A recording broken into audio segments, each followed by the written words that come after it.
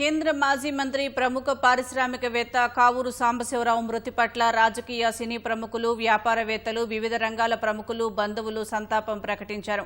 హైదరాబాద్ బంజారాహిల్స్లోని నివాసంలో ఉన్న ఆయన పార్థివ దేహానికి నివాళులు అర్పించారు.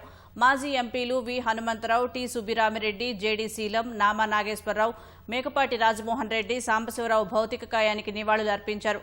ఎమ్మెల్యేలు కన్నా లక్ష్మీనారాయణ, భాష్యం ప్రవీణ్, ఎరపతినేని శ్రీనివాసరావు, పత్తిపాటి పుల్లారావు, సినీ ప్రముఖులు మురళీమోహన్, ఆదిశేషగిరిరావు, చైతన్య, కేంద్ర హోంశాఖ మాజీ కార్యదర్శి పద్మనాభయ్య నివాళులు అర్పించారు. Ramoji film city MD Vijayeshwari Sambasivarao పార్థివ దేహానికి నివాళులు అర్పించి పుష్పాంజలి ఘటించారు.